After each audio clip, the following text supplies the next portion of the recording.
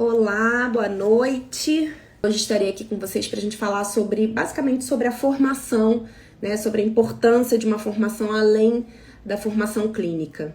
Quem já nos acompanha aqui sabe que é uma característica nossa de dividir mesmo aquilo que a gente sabe, porque nós passamos por isso, né? A gente não tinha muita referência dentro da orientação parental, então a gente acha que esse é um trabalho super importante, não pensando só nos psicólogos, que são as pessoas diretas que a gente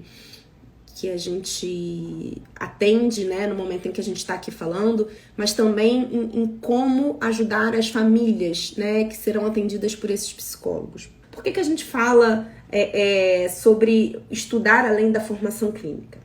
Todo mundo aqui fez faculdade, creio eu, né? Fez faculdade de psicologia, né? Posteriormente a gente tende a escolher, se a gente vai para a área clínica, a gente tende a escolher alguma abordagem clínica, né? Para se especializar, enfim. E aí eu vou contar um pouco da minha história e mostrando para vocês o porquê que a gente fala da importância de ir além, né? Eu fiz uma formação em psicologia, uma formação clínica em gestalterapia, e aí eu fiz 3 anos no atendimento de adulto e depois mais 1 ano e meio no atendimento de crianças e adolescentes. E saí de lá atendendo crianças e atendendo, consequentemente, eu sempre acreditei muito no trabalho com os pais dentro da clínica infantil. Eu sempre acreditei nessa proximidade, na importância dessa proximidade.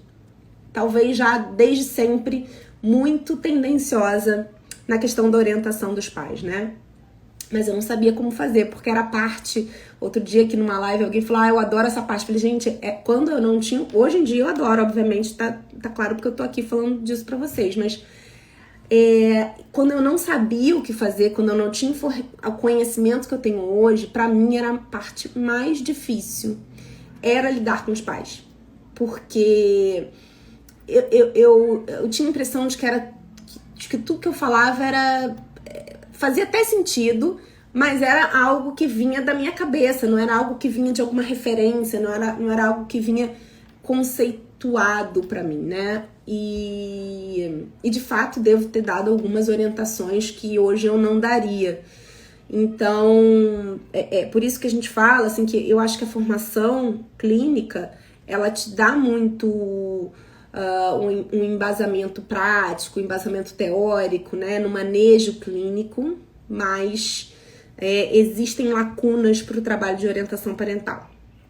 E aí, o que a gente está falando do que se não seria, né, isso? Não seria ter uma formação clínica. Seria um pouco do caminho que eu e Fabrícia fizemos, né? Porque a gente não teve uma formação em orientação parental.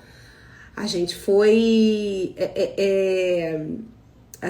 buscando, né? A gente foi estudando sozinha, né? Lendo livro, assistindo pessoas que falavam sobre isso, né? A gente foi buscar o curso na certificação em disciplina positiva.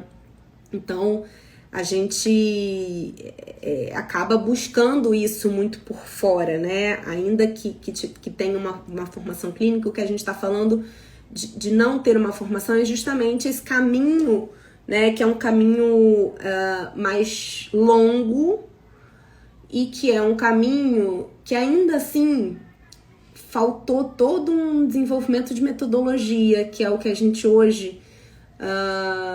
que acho que é o que a gente tem hoje de mais valioso, né, para ensinar. Que é o que a gente juntas, né, ligava uma para outra e falava, Fabrícia, tá acontecendo isso, como é que a gente resolve? Ah, Fabi, tô fazendo isso aqui, também, tô fazendo isso aqui. Então vamos pegar um formulário, vamos fazer assim. A forma como a gente foi criando, né, para orientar pais com a qualidade que a gente gostaria de orientar, né? Então, eu acho que fez muita diferença, foi muito longo o caminho, mas ainda assim teve toda essa criação conjunta, né? A gente tinha essa parceria de pensar muito parecido, de ter a formação, a gente se conhecer na formação, né? Então a gente já teve esse caminho aí junto. Por que que eu queria falar aqui também, assim, por que que investir, né, informações extras, e aí eu não tô dizendo especificamente do curso do método APP, mas eu tô falando assim, a gente tem, hoje eu percebo alguns caminhos possíveis, né, o curso, que é um curso, né, que a gente tem mais, já mais estruturado, né, mais organizado, de tudo que a gente estudou nesses mais de 10 anos aí, estudando esse assunto. E por que a gente acha necessário um estudo além da formação e da abordagem teórica, né? Porque existem algumas demandas dos pais que são demandas muito objetivas mesmo. É falta de... Na Gestalt a gente fala que é uma falta de fundo, né? Uma falta de fundo de experiência, porque nunca viveu aquilo, né? Primeiro filho, então, gente, é uma loucura, né? A gente fica sem... A única referência que a gente tem é a referência da nossa própria criação. E nem sempre, e eu acho que principalmente no momento em que estamos vivendo, ela não nos ajuda muito, porque muitas coisas, assim, o mundo mudou muito, né? E a gente olha de uma forma mais crítica a forma como a gente foi criado, né? Os resultados emocionais de uma criação menos dividida, né? Onde a gente tinha menos voz mesmo, né? Então, quando a gente perde essa referência, a gente também perde a referência do que fazer, a gente fica com menos informação ainda do que fazer. Então, os pais vêm com essa demanda muito emergente, né? Muito urgente, e a gente precisa dar conta, em alguns momentos, dessa demanda. E, no geral, uma formação clínica, ela não dá nem tempo, né, gente, de abordar todos os assuntos. Por exemplo, a gente estuda desenvolvimento infantil lá no início da faculdade, né? Eu, pelo menos na UERJ, a gente teve, acho que no primeiro, segundo, terceiro período no máximo. E aí eu, com a maturidade que eu tinha lá, com 18, 19 anos, não assimilei aquilo da melhor forma, né? Dentro de uma formação, da formação que eu tive em gestalterapia, a gente não entrou, né, na questão do desenvolvimento infantil em todos os detalhes, né, para entender como isso poderia me ajudar na clínica infantil. Então, são algumas lacunas que ficam da formação e que são muito importantes para o trabalho de orientação. Talvez não tanto para quando a gente atende a criança e faz alguma orientação para os pais, mas quando a gente se propõe a mudar o sistema a partir desses pais, a coisa muda de figura, né? Então, eu acho que a gente precisa estar preparada, né? Por exemplo, conhecimento do funcionamento de sistemas, né? Que a gente utiliza muito também, um pouco do conceito da terapia familiar sistêmica, né? Então, a gente entendeu como se constrói, como se dá as relações nas famílias, em grupos familiares, né? Entender também um pouco sobre teoria do apego e saber quais são as referências científicas a teoria do apego é uma das teorias que mais tem pesquisa científica. Então, não só isso, né? Tem outras questões que a gente pode se basear em ciência para poder orientar. Tem muita informação, né? Tem aspectos da neurociência que a gente precisa entender. É muita informação para uma formação clínica, né? Eu acredito aí, imagino quem já tenha feito, ou quem está fazendo, o quanto isso ainda é muito pobre, né, nas formações. Eu acho que é natural, porque não dá tempo mesmo, né? Eu vou ler aqui as perguntas antes de eu continuar aqui, tá? A metodologia de vocês é baseada em uma abordagem da psicologia ou independente da minha abordagem, seu método me ajuda? Que, assim, nós somos gestalterapeutas, eu e Fabrícia somos gestalterapeutas, né? E se você conhece a gestalterapia, você sabe que a gestalterapia ela é muito pouco diretiva. Mas o trabalho de orientação parental, ele nos pede uma diretividade um pouco maior. Então, a gente, na verdade, a gente desenvolveu uma metodologia, algo que organiza o trabalho de orientação parental, que você vai poder utilizar independente da abordagem. Então, por exemplo, na última turma, nós tivemos alunas de TCC, uma psicanalista com mais de 30 anos de psicanálise, temos abordagem centrada na pessoa, temos gestalterapeutas, temos pessoas indefinidas em abordagens. Então, e todas elas conseguiram, a gente inclusive tem essa abertura assim, no curso de ajudá-las a adaptar isso à própria abordagem clínica, né? Então, sim, funciona para qualquer abordagem. A Cristina falou, acredito que um dos pontos fundamentais é isso, a conscientização de que o mundo mudou e a forma de criar os filhos mudou junto. Não tem como como ser a mesma criação e costumes de 30 anos atrás. Sim, e aí isso deixa os pais com muita dúvida, né? Muito pouco potentes, né? Você vê, a gente recebe pais que a gente vê um nível de potência muito diminuído com essa insegurança do que fazer, porque as referências se perderam um pouco, né? Eu acho que é por isso que esse trabalho, inclusive, tem aumentado muito a demanda para esse trabalho de orientação parental. Eu acho que os próprios psicólogos entendendo que isso tem um lugar, que isso tem um espaço, né? Que isso é uma especialidade. E, por exemplo, eu recebo hoje indicação de outros psicólogos que atendem, por exemplo, a mulher ou o homem, e aí entendem que ali tem uma questão para orientação, me indicam para um trabalho conjunto. E aí, acho que nisso eu queria falar um pouco justamente do nosso exemplo, assim, né? Eu sempre atendi crianças e muito na dúvida, assim, do que responder para esses pais. Foi aí, então, que eu comecei essa busca de milhões de cursos. Então, assim, depois da minha formação, eu fiz curso de teoria do apego, fiz curso sobre agressividade, né? Fiz mais um ano de treinamento em terapia infantil. Fui fazer pós-formação em terapia familiar sistêmica. Enfim, fiz a certificação em disciplina positiva, que foi super importante, porque nos dá a base, né, das estratégias educacionais. Enfim, fiz cursos com gente de fora, né? A gente foi estudar sobre neurociência. Assim, obviamente a gente também tem algumas informações que a gente tem que pegar em livro, estudo mesmo, em artigo científico. A gente tem essa característica aí, Fabrícia, né? De buscar muita referência na ciência também, entendendo que existem dados que podem nos ajudar a trabalhar certas questões com os pais. Né? Quando a gente fala de psicoeducação, a gente poder passar uma informação técnica que esses pais não têm.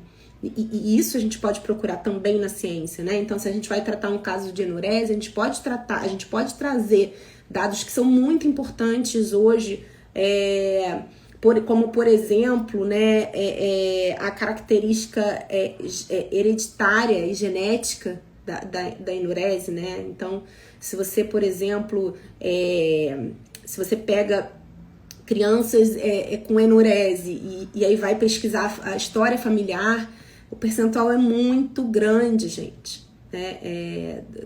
Da chance de um pai enorético ter filhos enoréticos. Então, isso tudo a gente pode trazer como informação, a gente pode trazer como qualidade do trabalho, a gente pode trazer como reflexão para os pais. E o meu caminho foi esse, meu caminho foi um caminho muito longo, gente, muito, muito longo. E aí a gente esbarrava com algumas questões porque não existia assim, né? Vocês devem ouvir muito de orientação parental, e se você for pesquisar a história da orientação parental, né, desse campo, você vai perceber o quanto existiam grupos, né? Sempre a gente vê os grupos adlerianos, né, na Europa, depois nos Estados Unidos. A gente vê também, né, o trabalho da Jane Nelsen através da disciplina positiva nos Estados Unidos. A gente percebe muito grupos, né, de orientação em escolas, em instituições, mas essa orientação parental singular, ali pensando em cada família, a gente vê pouquíssima informação, pouquíssima referência, né? Confesso que eu tenho poucas referências a quem dividir, assim, ó, tá acontecendo isso, como é que você lida com isso, né? Então a gente acabou construindo esse caminho juntas, eu e Fabrícia, mas foram anos de estudos, né? Então, assim, tinha um caso aqui que era um caso específico e eu lá estudava. Então é por esse caminho que eu vou seguir, né? Então, um caminho, eu acho que é um campo que ele requer muito conhecimento técnico, né? Assim como requer também um manejo clínico muito apurado, né? Requer também uma pessoa, um psicólogo muito trabalhado, muito consciente do julgamento que a gente pode fazer dos pais. Então isso é algo que a gente fala muito no curso, né, da importância de não julgar, a importância de entender que aquele pai e aquela mãe estão fazendo aquilo que eles têm com as ferramentas que eles têm, né, porque faz muita diferença a forma como você vai se colocar para esses pais, né, a forma acolhedora, né, e sem julgamento que você vai trabalhar com esses pais. Bom,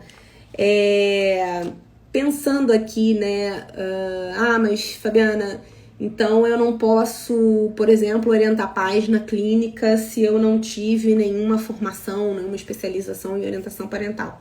Não é isso que eu tô dizendo, né? Até porque eu atendia, todo mundo atende, né? Todo mundo faz algum tipo de orientação quando recebe os pais, né?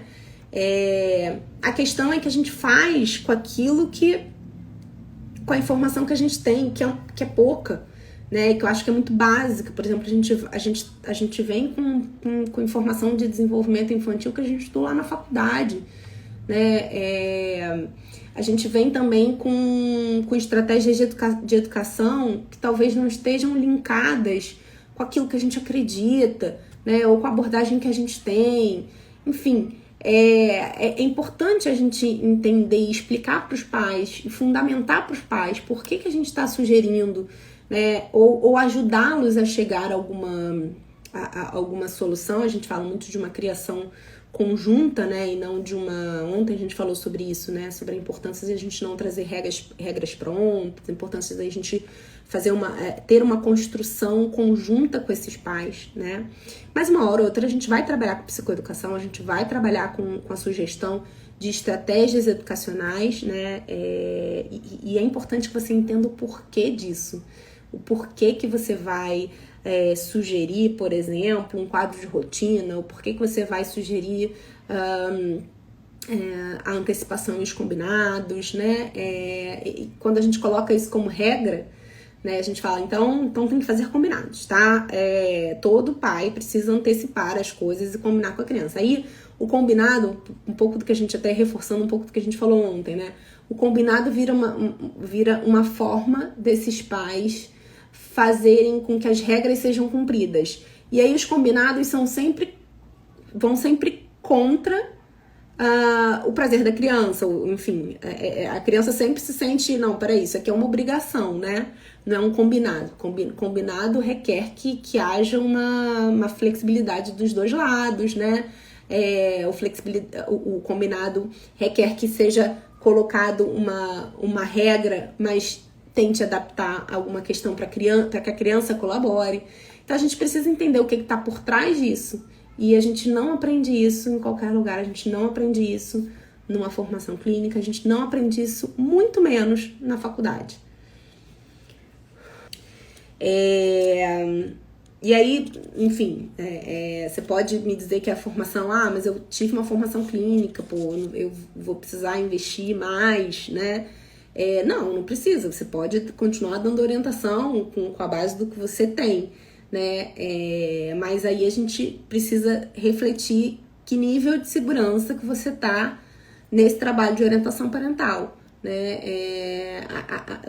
Hoje você consegue olhar e avaliar e falar assim, não, quando eu recebo os pais, eu fico completamente segura com todo o conhecimento que eu tenho. Se for, ótimo, você já percorreu tudo isso aí que eu e Fabrícia percorremos, né? E aí, assim, como é que seria fazer isso da forma equivocada, né? O que seria não buscar essa formação, não buscar essa especialização, né?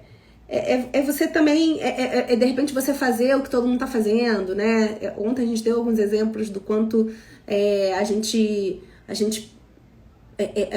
percebe algumas pessoas multiplicando conceitos da disciplina positiva, por exemplo, que dependendo da forma como você coloca, né, isso pode ser interpretado de uma forma muito errada pelos pais.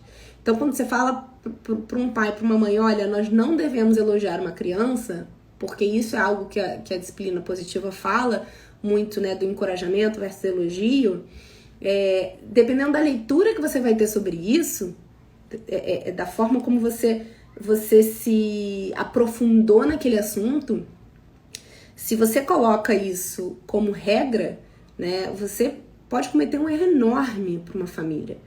Porque você tirar o elogio de uma relação familiar, de uma relação entre pai e mãe, ou mãe e filho, eu acho um pecado, né? Mas a gente pode explicar quais são as consequências do elogio, quais são as consequências do encorajamento, né? O que é uma criança dependente de elogio, então porque o que essa criança precisa além do elogio, né? Em que momentos elogiar, em que momentos encorajar. Então tem algo que está muito além e a gente corre risco de, dependendo da forma como a gente vai estudar, se a gente estuda de uma forma mais superficial, o que acontece na maioria das vezes é a gente repetir, né? Repetir regras, a gente trazer as regras prontas, justamente aquilo que a gente estava falando ontem. E aí, então, quais então seriam os conhecimentos, né, que um psicólogo especialista em OP, não vou nem dizer deveria, tá, gente, mas o que é importante a gente entender, o que é importante a gente estudar? Desenvolvimento infantil a gente precisa entender a fundo, né? A gente precisa entender o desenvolvimento cognitivo, o desenvolvimento emocional, o desenvolvimento moral, o desenvolvimento da empatia.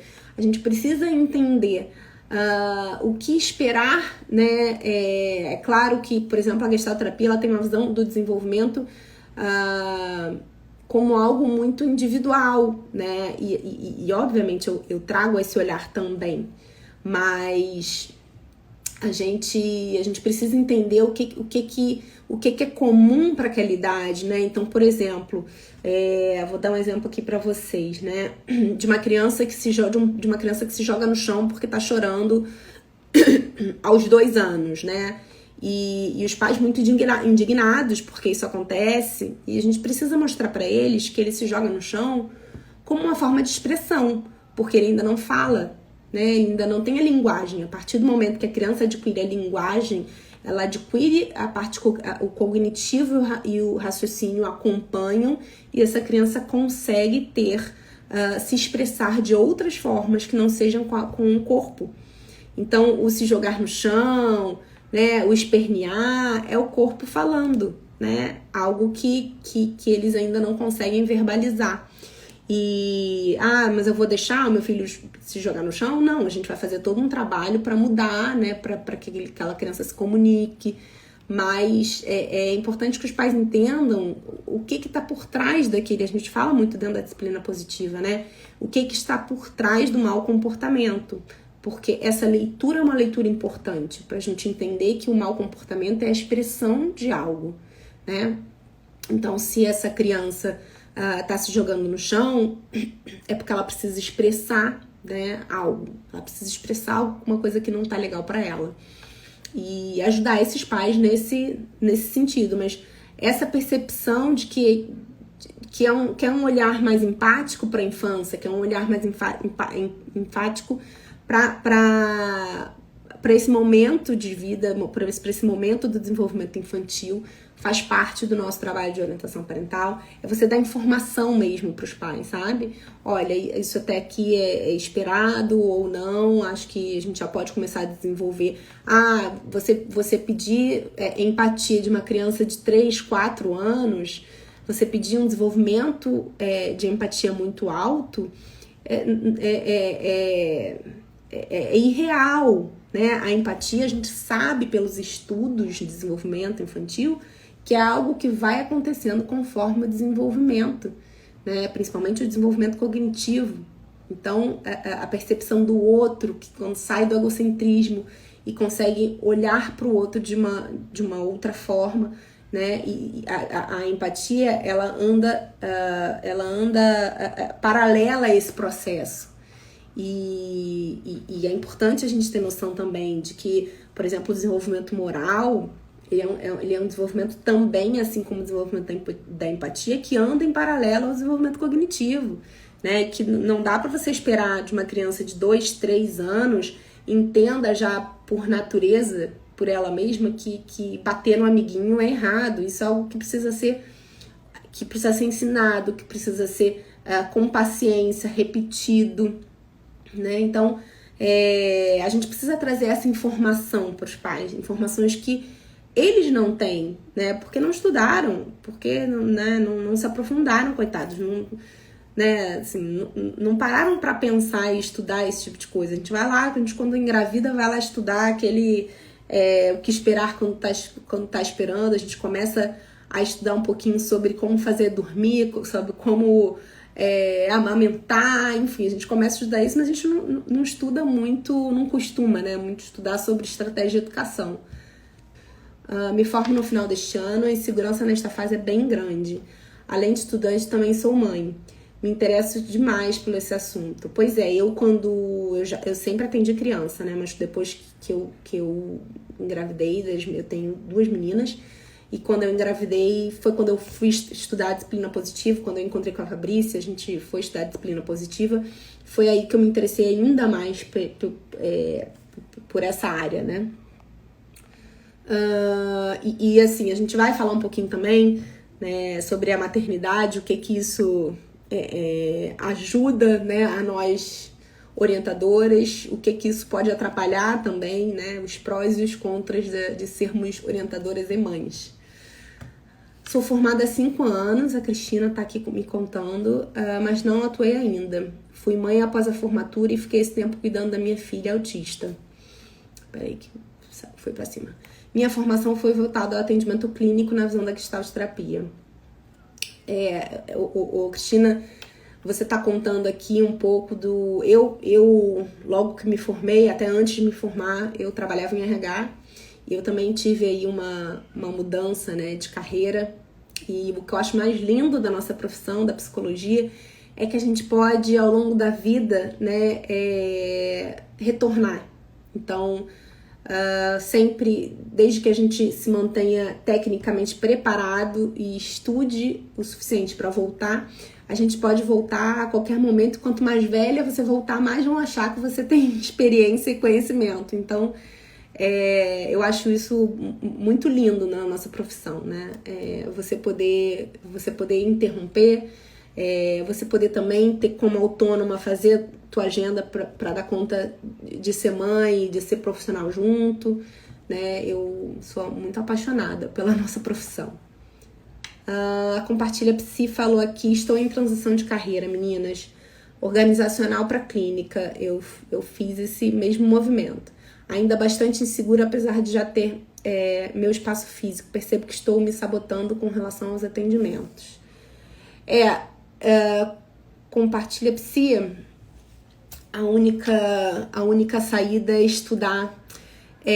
A gente fala sempre sobre 3 pilares, tá? Que é o estudo, a formação, a supervisão, que é você entender na prática, né, aquilo que você estudou na teoria, e terapia, né? Nós, psicólogos, precisamos estar com esses 3 pilares muito bem desenvolvidos e também, assim, ó, você também só vai ganhar experiência, só vai fazer supervisão se começar a atender. Então, mete a cara, vai, estuda bastante, faz supervisão e se joga, porque a coisa depois acontece, né? Que bom que você já tem aí teu espaço, você já tá aí 10 passos na frente, né?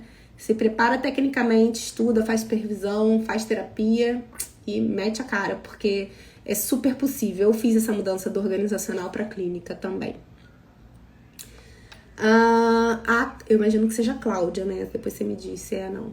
Me formei no final do ano passado. Meu TCC foi justamente sobre entendimento do desenvolvimento infantil e a crítica ao uso das medicações como forma de intervenção. Entrei com um objetivo na faculdade, não sei se separou o teu...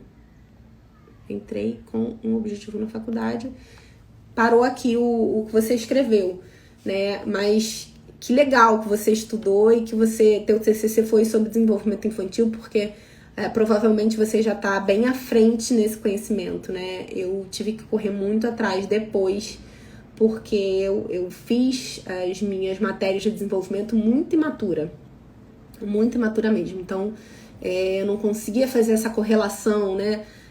Depois que eu virei, que eu me tornei mãe, foi até bem mais fácil fazer a ligação daquilo que eu estava vivenciando com aquilo que eu estudei sobre desenvolvimento, né? Então, ter estudado, ter me especificado, assim, me especializado depois foi muito importante. Que bom que você já tem já tem esse caminho aí, né? Então, a gente estava falando sobre desenvolvimento, né? Os conceitos de família, gente, são conceitos muito basilares, né? São conceitos muito importantes, porque ali, quando a gente atende os pais, né, a gente está falando por que a gente acredita que o trabalho de orientação parental vai fazer diferença para aquela criança, né? Porque a gente entende dentro do sistema que existem forças e que aqueles pais, por serem mais maduros emocionalmente, por serem os adultos da relação, tem uma força maior nesse sistema. Né? Assim como muitas vezes a gente atende a criança na terapia e a gente percebe que às vezes, né, a gente está tentando ao máximo dar o melhor de qualidade de vida para aquela criança, mas que muitas vezes é enxugar gelo, né? Porque aqueles pais estão... nem sempre aqueles pais estão imbuídos naquele mesmo objetivo seu ali da terapia, né? Então, a gente acredita nesse trabalho justamente porque a gente entende que talvez ajudando os pais em determinadas situações, não estou dizendo que as crianças não precisam de terapia, tá? Pelo contrário, acho que a gente tem sempre que fazer essa avaliação, mas a gente acredita que a partir dos pais a gente consegue mexer nesse sistema. E aí entender como é que são, né, essas relações, entender como é que são essas dinâmicas familiares é muito importante, né? A gente entender alguns conceitos básicos da terapia familiar sistêmica, né? Entender o quanto que esses pais podem carregar, né, questões trazidas das próprias famílias de origem. Então, você entender um pouco da dinâmica familiar é importante para você ajudá-los a se conhecerem, né? O nosso objetivo com os pais é buscar sempre autoconhecimento e criatividade. Autoconhecimento para que eles se percebam e criatividade para que eles possam criar suas próprias formas mais saudáveis e respeitosas entre eles, né? Acho que sempre muito importante vocês terem como base uma estratégia educacional. Então existem algumas estratégias aí, né, como a disciplina positiva, como a comunicação não violenta, né, como criação com apego, enfim, independente do que você vai, de qual estratégia, é importante que você tenha que você trabalhe com algo que te dê um suporte, né, ali educacional, de como ajudar esses pais a lidarem com questões do dia a dia. e que é importante que essa base, essa estratégia educacional esteja se comunicando com aquilo que você acredita, com a visão de homem de mundo que você traz da sua abordagem clínica. É importante que isso, né, que haja aí uma comunicação, que haja aí algo que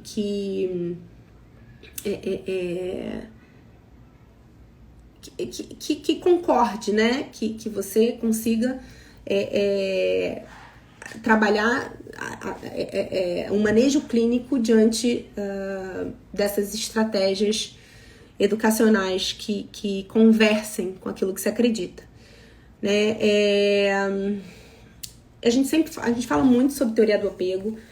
Quem não sei se todo mundo aí já estudou, se hoje em dia eles falam um pouquinho sobre apego na faculdade ou não, mas a gente entende que é um conceito muito importante, é um conceito, inclusive, muito estudado, né, com muita pesquisa baseada na teoria do apego. Então, e a gente pode trazer para o trabalho de orientação parental, entendendo como é que é a base de segurança dessa família, a base de segurança desses pais, a base de segurança dessa criança, né? E ajudar esses pais a construir, né? A gente tem muita informação, por exemplo, principalmente de pais que nos procuram de crianças muito pequenas. Então, vou dar um exemplo aqui, gente, aquela coisa de que não pode botar o filho no colo que o filho vai ficar mal acostumado, né? A gente já tem aí informações que podem fundamentar e negar esse tipo de ordem, né? De que mamãe não pode pegar o filho no colo. Então, é importante que a gente fundamente sempre aquilo que a gente sugere, que a gente sugira. Me formei há 2 anos e vi muito pouco. Você viu muito pouco o quê? Sobre orientação ou sobre clínica, de um modo geral? Bom, então, tô falando aqui um pouco, assim, do que a gente precisa ter de informação, o que a gente precisa ter... tá, a Renata tá falando sobre apego. O que a gente precisa ter de fundamento, né, para esse trabalho de orientação parental. Além disso que eu já falei, né, anteriormente, a gente precisa entender quais são as principais dores, né, que envolvidas ali na parentalidade, envolvida nesse papel, né? Qual é o sofrimento desses pais, o que eles geralmente trazem de sofrimento e que postura ter a partir disso, né? Então a gente fala muito, muito, muito sobre empatia, sobre a importância sobre a importância do acolhimento a esses pais, sobre a quantidade de críticas que eles recebem. Então você entender sobre as dores desse papel, as dores desse momento de vida, vai te fazer ter uma postura diferente, uma postura diferenciada, uma postura que vá ao encontro desse momento de vida, e que facilite a relação, né? Que facilite o estabelecimento de confiança nessa relação. E eu queria que vocês fizessem aí uma listinha mesmo, sabe? Do que tá faltando. Por exemplo, Fabiana, eu quero trabalhar com orientação parental. Então, o que eu preciso estudar? Isso vai ser muito bacana, gente, porque o caminho que eu segui foi um caminho meio assim, eu entendia que precisava estudar isso, ia lá e ouvi um curso interessante e falava, não, acho que isso pode me ajudar. Eu ia lá e me inscrevia, né? Então, eu fiz primeiro a minha formação, que eu achava importantíssima, a minha formação clínica em gestalterapia com adultos, né? Depois fui fazer com crianças. Depois de um longo tempo, né? Eu tô agora fazendo a formação, tô terminando minha pós-formação em terapia familiar sistêmica. Então, assim, vai colocando aí na listinha de vocês, assim, de tudo que vocês ouviram, o que falta aí para vocês? O que vocês precisam estudar? É sobre neurociência? É sobre desenvolvimento? É sobre as estratégias educacionais? Eu preciso estudar sobre apego? Eu preciso entender sobre as dores e sofrimentos da parentalidade? Eu preciso ler artigos científicos sobre... a gente tem um módulo no curso que fala muito sobre as questões que aparecem mais na orientação parental. Então, a gente precisa entender sobre as questões de sono, de alimentação, de separação. A gente precisa estar atualizada do que está acontecendo, de como a gente pode ajudar esses pais nesses assuntos todos. É muita coisa, gente, é muita informação. Então, a minha sugestão aí como exercício hoje eu deixo para vocês que façam uma listinha, né, elencando aí o que está faltando, o que vocês estão precisando estudar mais, né? A gente pode ajudar vocês também com que manda pra gente, a gente vai ajudar vocês aí no que tá faltando, o que a gente acha importante que cada um estude. E hoje em dia, assim, a gente não tem nenhuma especialidade em orientação parental, eu vejo o que eu vejo por aí são cursos, você vai ver psicólogos dando cursos sobre as estratégias educacionais, né, sobre disciplina positiva, falando sobre disciplina positiva para psicólogos, mas um curso com uma metodologia bem descrita e bem arrumadinha, não vejo por aí. A gente fez porque a gente entende que era um movimento que a gente gostaria de ter tido, sabe? Eu gostaria de ter levado menos tempo para chegar onde eu tô hoje, né? O conhecimento que eu tenho, a segurança que eu tenho para conversar com os pais e para ajudar os pais. Então, essa é a forma da gente dividir um pouquinho isso com vocês, psicólogos, e com os pais que vão ser atendidos por vocês e com as crianças que serão beneficiadas por vocês. Cristina, se puder já indicar algumas leituras, seria bom para mim e outras pessoas que queiram abrir a mente um pouco mais sobre o assunto. Adorei essa prévia de hoje. Cristina, então, é difícil eu te indicar alguma, porque assim, é muito amplo, né? Então, vai depender daquilo que você hoje tem mais dificuldade. Então, de repente, você faz a listinha, né, que eu falei aqui, manda pra gente lá por mensagem, né? Eu tinha muita vontade de estudar sobre isso. Aí eu posso te indicar a leitura específica ou algo que a gente goste sobre o assunto, tá? Vamos fazer assim, porque aqui fica difícil eu te passar. Então, assim, se sua dúvida é sobre disciplina positiva, eu vou te indicar um livro, né? Ou vários. Se tua dúvida é sobre alimentação, eu vou te indicar alguns artigos, ou te ajudar a tua busca nos artigos específicos, enfim. Aí isso vai depender daquilo que você tem interesse em estudar. Hoje não tem um livro que explique sobre orientação parental, como, por exemplo, é o nosso curso, né? Em que a gente fala de uma metodologia, em que a gente vai falar, né, de como são os encontros, de como é o encontro inicial, né,